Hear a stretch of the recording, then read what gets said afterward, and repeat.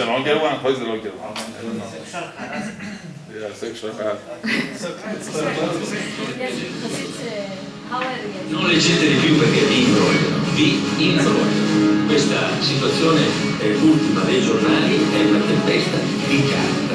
Meglio guardare, essere appassionati delle ragazze che gay.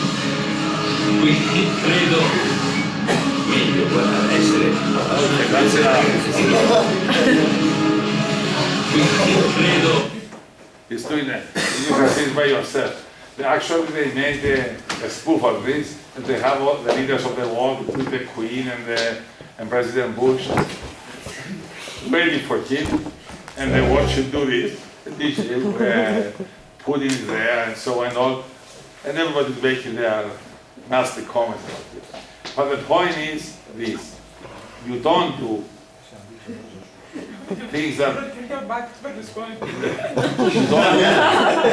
do things that conflict between your own core values or they are not universally acceptable. Okay? But still, you respect the local culture. I give you an example. I spent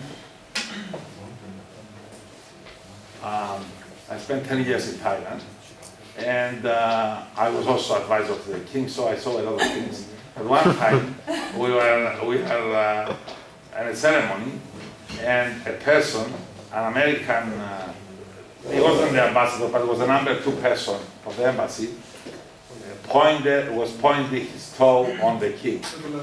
This is not allowed even to a person to do that, not to the king. And the security of the king took him like this, with a van, threw him in, took him to the airport, put him on a plane, and threw him out of the country. Consider the ultimate insult. I mean, the least he could do is learn about the local custom. You cannot go.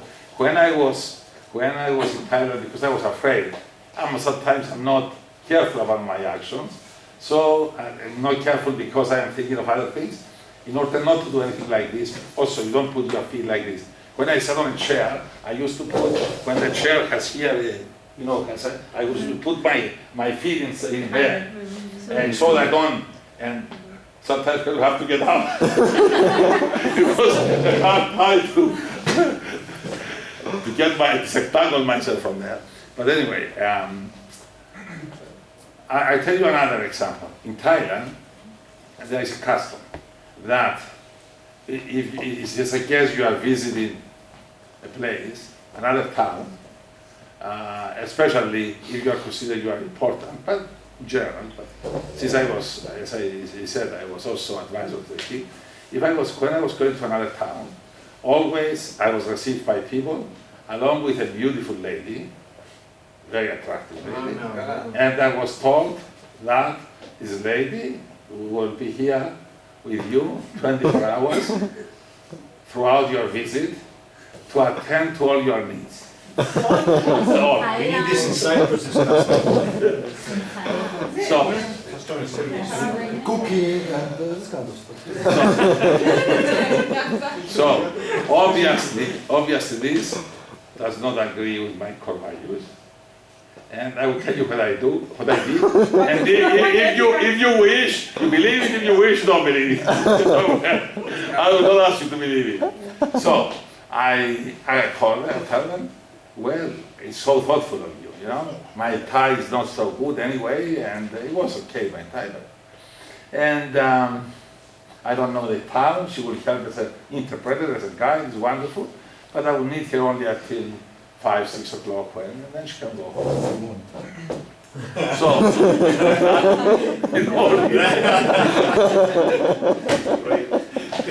no, here. It's clarified. You like it? Anyway, so we went out of the various meetings, and when I went back to the hotel, I would buy her a drink or maybe dinner sometimes, and then I say, thank you very much, goodbye. You believe it? No. I don't either. But this, regardless of what I did, this would have been the correct thing to do. Okay. If you are ready for values, you're for values. She's providing a service, you're paying for this? No, he's not listening. Yeah, it's free. If I was a consequential, at that time I was a now okay. So is it clear? Clarify the normative ethical relativism. Says basically ethics are relative to the place you are, the times you are, and so on. And respect the local cultures and the local norms, but as long as they do not conflict, they don't contradict your own core values or universally accepted norms of behavior. Okay? Is it clear? So it says this, an act, when you are in a foreign place, in any place actually, an act is morally right as long as it agrees, is both with the local culture and your own core values and universally accepted rules of behavior. Let's go to the next one. Sorry. The next one is theologism. What does theologism say? Theologism says that when you are faced with a dilemma, the morally right course of action or option or alternative to choose is the one that your code would have chosen. If you are a religious person, let's say you are a Muslim, okay? You just close your eyes, you pray, you say you sit, you look towards Medina or Mecca or whatever it is, you say your prayer and say, God, enlighten me to learn, to know how to act in this case. What would you have done in this case? Okay? If you are Christian, likewise, and depending on what is your religion. Okay? So to act as you are God will want you to act. You are atheist? We come to that. We come to that. I will put it here in order to see. And then let me go to the theologism for a moment. Let's see. Here it is. Theology says an act is right if more than any alternative open to the decision maker at the time, it is most consistent with what God wills, or with what Allah wills, with what Dalai Lama wills, whoever is your God. Okay? God's will, in the case of Christianity and Judaism, is expressed in the Ten Commandments, right?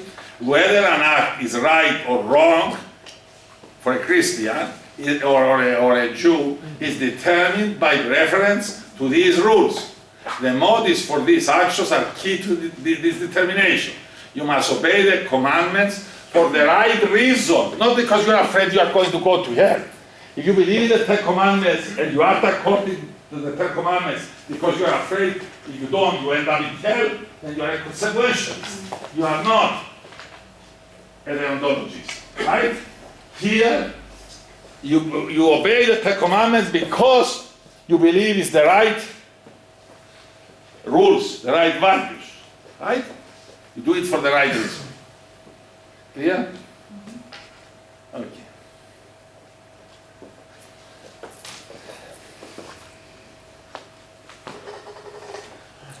There are a few problems with this. There are a few good things and a few bad things. The good things are that religion is a great motivator.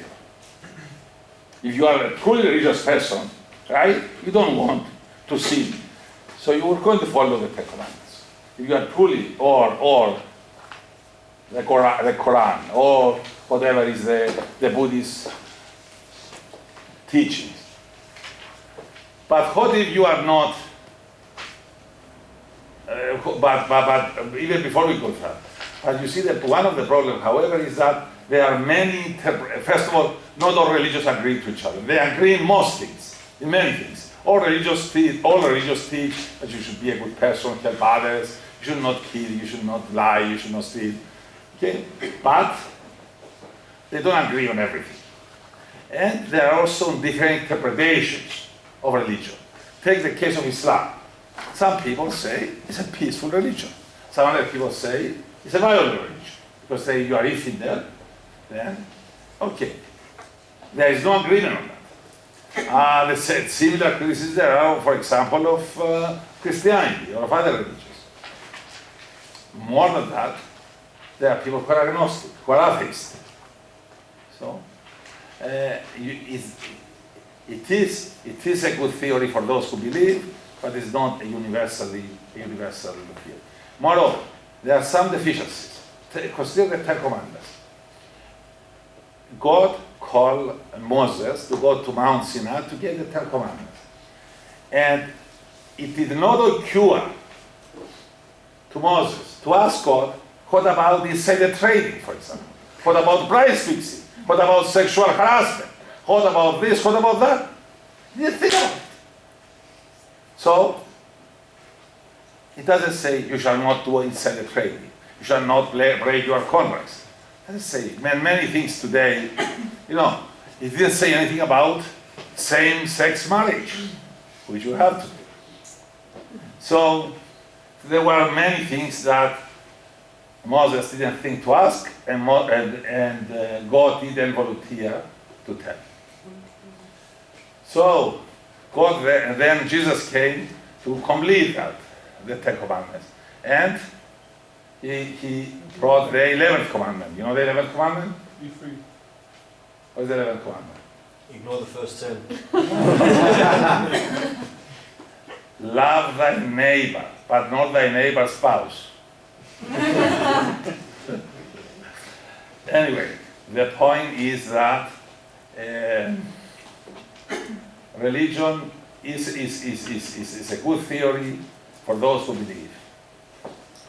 But wouldn't it be nice, since we have many different religions, it's not so universal. I mean, some rules are universal, but many others are not. So, wouldn't it be good to have one rule, one simple rule, not 10 commandments, one, and to be common to all religions, all civilizations, all cultures of the world? Would it be nice? Would it be wonderful if we had just one, or not 10 or 11, just one commandment, one rule? We don't know if there isn't. Huh? We don't One. know if there isn't. Huh? We don't know if there isn't. There is one. There is Which one? Being human. The golden rule. The golden rule which says, don't do unto others what you don't like to be done to yourself. Do unto others what you like to be done to yourself. The golden rule. Okay? Sorry? The golden rule. Here is the golden rule. It says, do unto others as you would have them do unto you. If you don't want to be lied to, do not lie. If you want others to pay their debts to you, pay your debts to them. If you don't want others to break their promises or their contracts they sign with you, don't break your contracts with them. Yes? On the previous rule, the theory, does it mean that if someone's an atheist, that they're a consequentialist? No. It has its own principle. Doesn't mean it's a consequentialist. Just people have core values. You are going to see, regardless, independently of religion, you should have core values. My problem with teaching of religion in Cyprus, for example, we teach religion, but we don't teach ethics. Just take religion. And if you ask the kids, and it's obvious from the scandals, it's obvious that our society has zero ethics. Really, zero ethics.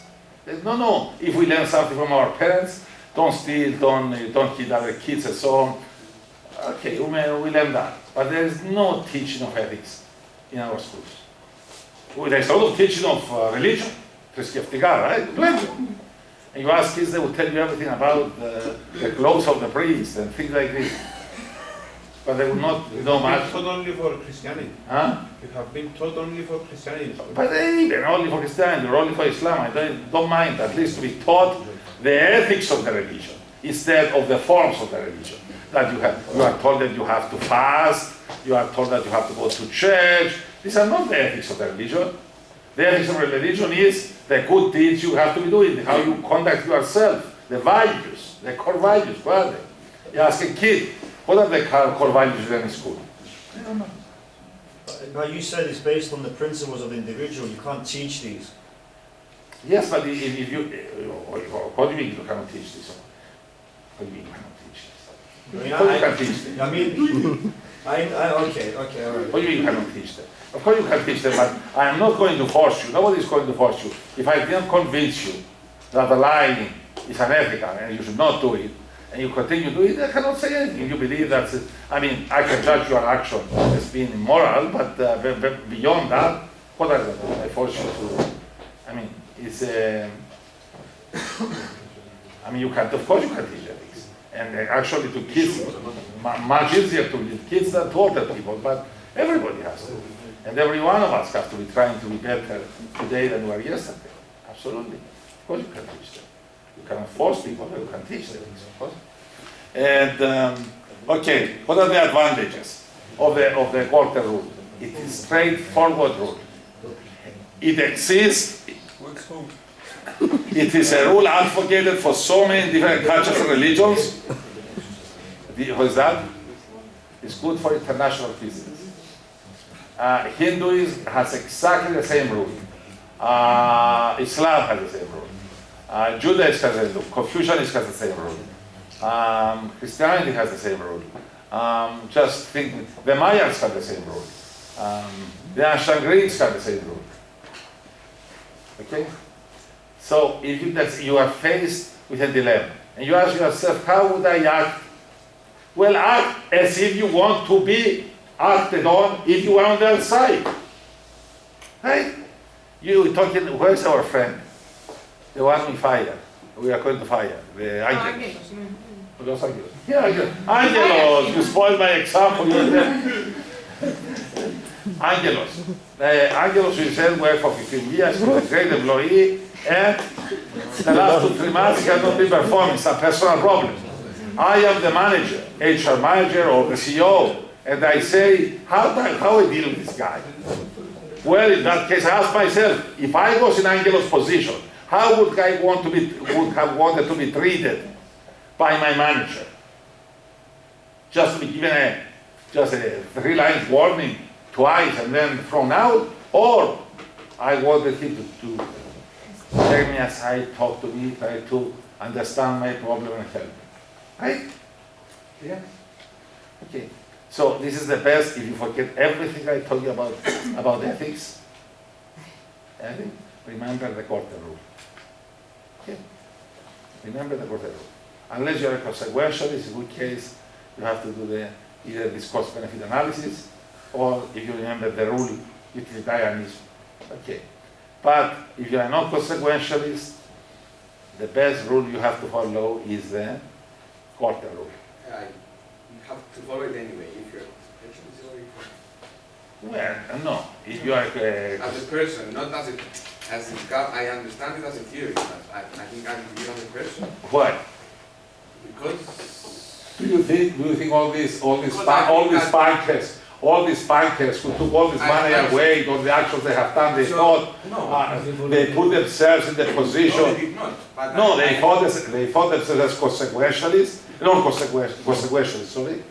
Ethical egoists. And they thought, yes, exactly. And they thought, I can get away with it, with the millions. They never put themselves in the position of all the people who are going to lose their savings. And this is all obvious. They never did this.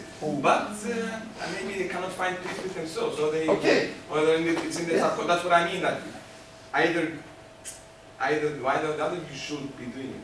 If you don't, well, of course you do. All of us. If you don't, it means you don't.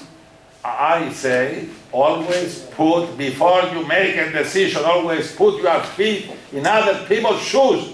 See the problems with their eyes. Trade places, get on the other side, wear their hat. Put them yourself in their position. This is the golden rule. Okay? Do unto others what you want to be done unto yourself. So, there was a guy, a German guy, who cut himself into pieces, cooked him, his friend into pieces, cooked him, and ate him. He was a German guy. No. Have you heard about it? No. You heard the story? You heard it? Recently? No, it's about how many? 10 years? 5 years? Huh? Ate him. Yes. Cannibalism. You remember that case? And he in court, There's a film. huh? There's a film about this. See? There's a film. There's a film. And he in court, he appealed to the court and rule for his defense. That he wanted his friend to do this to him, and he did that to him. Now, why I tell you that? Why I tell you that? I tell you that for two reasons. One reason is because someone may play this trick on you. There is this exception, this very small exception. In this rule applies to 99.999% of the cases. By this small exception, it's called the exception of perverse preferences. Exception of perverse, the extra menace of perverse preferences. Perverse, you know perverse? You're a pervert. Perverse. Okay? Okay? The fact, let's suppose, give you an example. Let's suppose I'm kinky, right? Pervert, kinky. So, and I like, let's say I like bondage. You know bondage?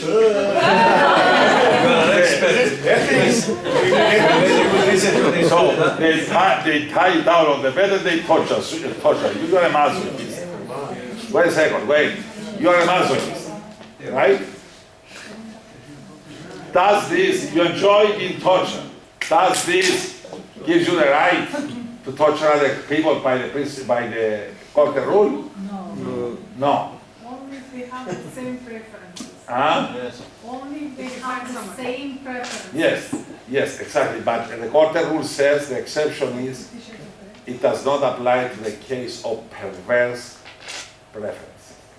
What is a perverse preference? A preference which is not shared by society, not shared by the great majority of people. It's only, it's what we call in Greek the extra menace. Okay? Okay. It does not apply to that case. Okay? Clear. And I tell you this in order not someone play the trick on you, and second, because you remember that the court rule is a great rule to apply. By the way, I'm not kinky. Okay? You understand it? Okay. So, golden rule. Don't do to others what you don't like to be done to yourself. Do to others what you like to be done to yourself. Exception, perverse preferences, golden rule does not apply. Yes? Question. Yeah. Can this rule be bended to include the eye for an eye principle? Why? Is it the complete reverse? So, Complete reverse? wait a second. There is an association. But there is not. Why? There is not. Why? For example, you mean if you done something bad, you want something bad to be done to you? Not to you. If someone else did something bad to you. Yes, but that's not what it says. Now I know it's not what it says. I'm just asking. no, If that's no, it doesn't. association. That's the eye for an eye rule. This is the, I know, yes, this is the eye for an eye is the revenge. This is not the revenge thing. This is says that ask yourself before you do anything to anybody, ask whether that's what you would have liked others to be doing to you before you do it to Before others. you do it. No, it doesn't apply to. It's not. Okay. Any question? Any other question? Okay. It introduces a dimension of fairness in business decision making because it's reciprocal, right? Reciprocity. Okay. Now, another theory is Kantianism. What is Kantianism? Yes, Immanuel Kant was a German philosopher who, in fact, is one of the most complete philosophy of ethics. After Aristotle, the most complete theory of ethics is by Immanuel Kant. What he said is that act only on the maxim according to which you can wish or can will it should become a universal rule. Okay, basically what it says is this. When you are faced with a dilemma, okay, between different choices, different options, different actions, it says act in such a way as to wish to become a universal rule. For example, I'm here and I'm thinking, should I cheat on my taxes or not? I have some income which I can hide, huh? Right? Say myself, I also teach in Israel. Who is going to find out? So when I do my taxes, I just leave it out. Should I do it or not? No. Should I leave it? No. It says this looks this. Ask yourself, do you want the maxim, the rule? The rule I am considering, the action I'm considering is cheating on taxes. Do you want this cheating on taxes to become a universal rule, which would say any time that anybody can cheat on their taxes, they should cheat? Do I want to live in a society with this rule? Will there be a society if we have this rule? No, I don't want to. Therefore, don't do it. I go to the airport. I consider if there's a long line, should I break in the line or not? Ask myself, do I want breaking lines in queues become a universal rule? It would be the law of the jungle. I don't want that. Therefore, I don't do it. Okay? Okay. So you act on principles. Okay? I'll give you an example. It is in 1944, 43. You live in a town outside, in a rural town, in a rural home, outside, in rural Austria, in a house in rural Austria. Do we have an Austrian person here? Okay. So you are cooking dinner for your family and so on, and suddenly there is on the door. You go open it, or you open the door, and what do you see? A family of 4, father, mother, and 2 children, all have been running, scared, and they tell you that to hide them because the SS is after them. You know, the Nazi police. So you ask yourself, what can I do now? Should I hide them or not? You ask, what are your core values? You say, my core values is life is above all. That life, we should save life. When we have an opportunity to save a life, we should save. Do I want to this? So the question is, should I save the lives of these people or not save them? Okay? Which of the two you want to be a universal rule? Save a life when you have an opportunity or not save a life when you have an opportunity? Obviously, I want, as a universal rule, save a life when you have an opportunity to save a life. So what I do, I said, yes, come in. I go to I take them to the basement. There I have a trap door. I remove the carpet, I open the trap door. I sneak them under there, I give them some water and food. I close the trap door, I put the carpet on top, I put the furniture on top of that, I go upstairs. 20 minutes later, while we are eating our meal, there is on the door. You open it, 6 Nazi police soldiers. They show you a picture with these 4 people and say, have you seen this people? No. So what do you tell them? You know, wait a second. You ask yourself, should I lie or should I tell the truth? Do I want lie to become a universal rule? No. You want telling the truth to become a universal rule? Yes. Yes, officers, I have seen them. Where are they? They come here. They are heading that way. Yes. Yeah, then you lie. No problem. Oh yeah, but you want lie to become a universal rule? But if saving life is more valuable Ah. than Now Elena says, It's exactly what Elena says. We are now have to weigh our values. What is more important? Life, saving lives, or telling the truth? Yeah. Because they conflict now. Two of our core values conflict. So we have to rank them. Unless we find a way to satisfy both. So maybe you can change our rule. Instead of saying save life when you have an opportunity to save a life, we say save, always save. Always tell, instead of saying always tell the truth, say always tell the truth unless a life is at stake. Always tell the truth, right? We don't make lie in a universal rule, but we say always tell the truth unless a life is at stake. Now the question is, do we like this to become a universal rule? You accept it? Always save a life unless, always tell the truth unless a life is in danger. You accept? Any objection? We accept that as a universal rule. So here, a life is in danger. So 4 lives are in danger. What do we tell the SS, the Nazi police? That way. That way. I saw them, they went that way, or I haven't What seen. if, But again, what we if- have a, Yes, go ahead.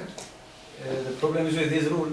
Yes. Now, if there is a murderer, you know, Ah. he killed a person. And now, if you say the truth, they're going to put him on an electric chair, so he's dying. Yes. If you lie though, because he's a friend of yours, Come on. what happens? I don't agree with it. No, let's come to that in a moment. Let's come to that. Okay, let's come to that. So the years have passed, and it is the year 2010. And you have heard a few years ago that there is a beautiful island in the East Mediterranean called Cyprus. And you decided to retire in that island. You are already 70 years old, now 80 years old. Okay, and you come to this island. And while you're sitting in your porch by the sea, in a village called Zigi, you see suddenly someone comes in front of you and asks you to hide him. Already you recognize him. It's Al Capone. Remember the case? Remember when Al Capone? Okay, Zigi, remember the case? Yes, yes, yes. So what do? According to your rules, universal maxim, you should save a life, right? You should save a life. If you have an opportunity to save a life, you save it. So, Another criminal life. wait a second. You were quite ahead of me, but anyway. So you put him in the basement again. Anyway, you may be forced to do that under the gunpoint. Let's say you are forced to do that under the gunpoint. So, half hour later, the police arrive at your door and they ask you if you have seen this picture. Now, you ask yourself, what is my rule? If I remember 60 years ago, in rural Austria, I established a rule that always tell the truth unless a life is in danger. A life is at stake. Now a life is at stake. Therefore, you tell the policeman he went that way. But at the end of the day, your own life might be at stake. No, aside from that. Or your family. No. What you should tell me now, again, you are called upon to modify your rule and still be accepted as a universal rule. How do we do that? I think that in this case, we don't have to do with his life, but with his freedom. Maybe innocent life? We have to do with his freedom now. Okay. But that's not the point. Let's suppose we had capital punishment or whatever. Is the point. Yeah, say, change the rule again. Always tell. Always tell the truth, unless an innocent life is at stake. Okay, that's it. Do you accept as a universal rule? Yes. Okay. You see how the theory works? The theory works that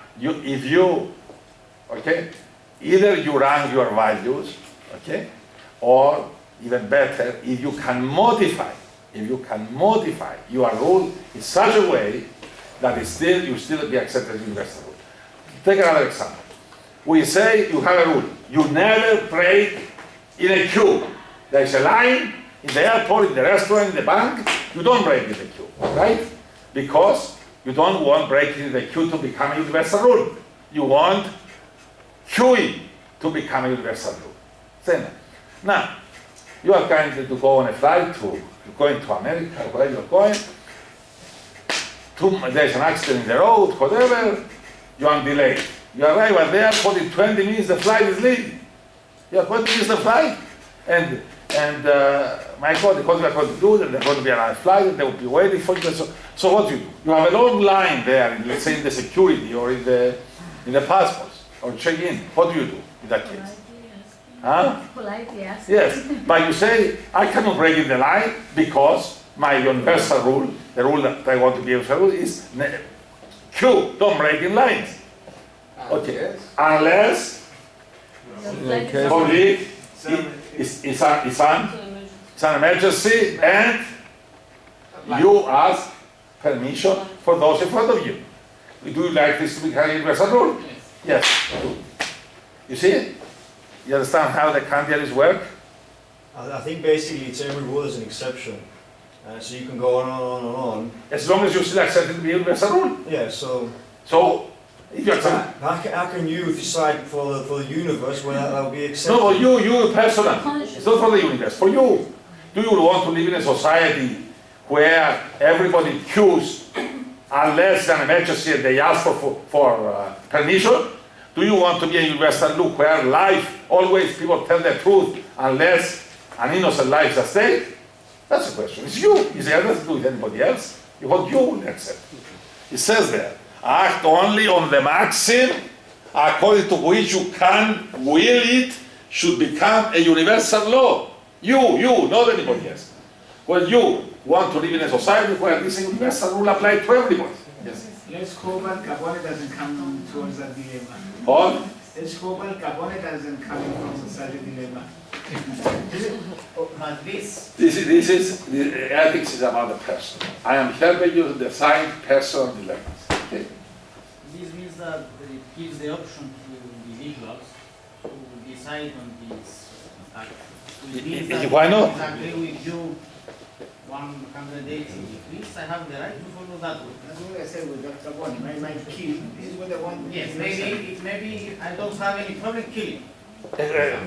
Why is your problem? Why is not my problem? I'm telling you. But it's right. According to your own, It has to be in line with legal. I'm not keeping managing the rules. I'm telling you, you're facing a dilemma. You don't know how to act. I give you a way to decide. No, you accept if you say you want to use other rules, it's up to you. If you want to use Candidates, you have to ask yourself whether what you're about to do, you want that to become universal rule. Right? If you're going to tell the truth and put someone, accuse someone to the Nazis to kill, it's okay, you can live with it. If the other can, if you lie to them, then you have to ask yourself, I'm going to lie always in my life? From now on, I'll be liar, I believe that in society everybody can lie. You say, no, I'm doing that as an exception. In this case, because an innocent life is at stake. It just gives you a way in which to resolve your own personal ethical dilemmas.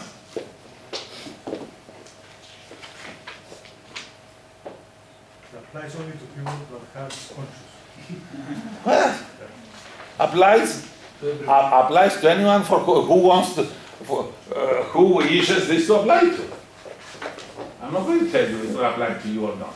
I'm giving you instruments to help you solve your ethical dilemmas. You can apply the court rule, you can pray to your court to help you decide what he will, you can count consequences, positive and negative, on yourself or on the stakeholders. You decide. I'm giving you different tools here, right? I give you ways to solve a problem. Now, what you choose for it helps you solve a problem. Fine. If someone doesn't have a conscience, it is among those 2 to 3% of evil people who decided to be evil. I'm not talking to them. I'm not talking to them. Al Capone is on that group. Remember whom I'm talking to? I'm talking to the great, the amoral majority. I'm talking to the 95% amoral majority. They are moral people. Not the immoral, they are moral. The people who haven't decided whether to be bad or good, the people who, all of us, who are not so aware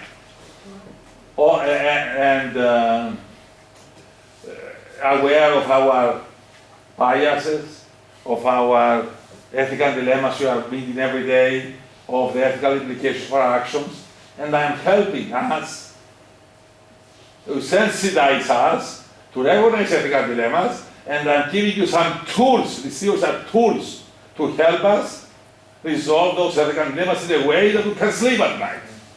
Now, if we don't have a conscience, and we can sleep at night, whatever we do, even if we kill somebody, we are only 2 or 3%, that is not worth talking to about. Can you give an example why this Kantianism, yes, with the modification though, yeah. it's a non-consequentialist. That's why. Because we all always will appeal to values. Yes, but people that are consequentialists can also think in this way. No. No? No. Consequentialists, then they have to somehow put a value on life versus a value on other things, compare the value of different things. Here you basically, it's not the consequences. You say I have a value. Life is sacred. Life has to be saved. This is my view. Okay, so any life I have opportunity to save, life I will save. This is my core value. So I say this life. But I have also another value, which says always tell the truth. I don't want to live in a society where people lie. I want to tell the truth because I want in my society truth to be a universal rule. Suddenly, I live all my life without having these two values to come in conflict. Suddenly the two came in conflict. What can I do? There are two options. Either to run the two and say that saving a life is more important than telling the truth, or the Kantianism which says, well, can you modify your rule without exception that still make it a universal rule?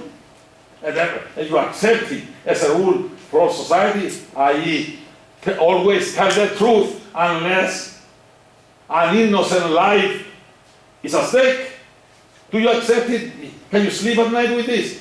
Not anybody here. You, the person who faces a dilemma. And you say yes, go ahead.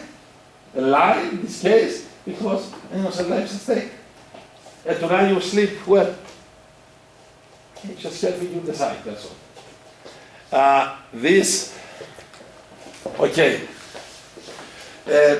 That is, an act is morally right if the maximum of the act can be universalized. I line up, but cutting in, if doing so, says my interest cannot be universalized. You cannot say, I line up, but it says my interest to cut the line. That's not cannot be universalized. But saying that I line up unless an emergency and I ask for permission of those in front of me, that can be universalized. Okay, there is a second one. Okay. There is a second one, I don't see it here, but I tell it to you. Maybe it's further down. This rule here, and we have a break immediately after I finish the second rule. Kantianism has two rules. The first rule is this. Actually, you have a name. I will tell it to you, but I don't care if you remember it. You don't have to remember it. This is called Kant's first categorical imperative. The first categorical imperative, in Greek, η πρώτη κατηγορηματική επιτακτική, okay? The first categorical imperative, in αυτή, is this. Act only on the maxim according to which you wish to become a universal rule. The second categorical imperative of Kant says the following. Treat people with dignity, not just for their instrumental values, but also for their intrinsic value. Basically, it says the following. It makes distinction between this and this and that.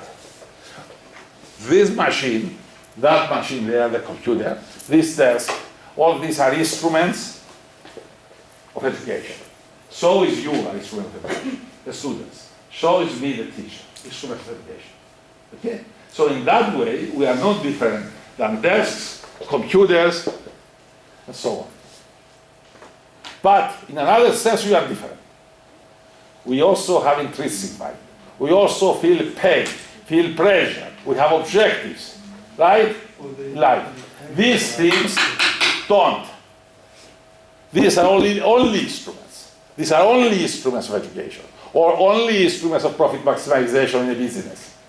But people, employees, customers, suppliers, all stakeholders, they are instruments of profit maximization, but they are also something else. They are people. They have intrinsic value. They feel pain. They feel pleasure. They have objectives. They have dreams. They have visions, which instruments don't have. So cancer treat people with dignity for their, not only for their, and appreciate not only their instrumental value, but also their intrinsic value.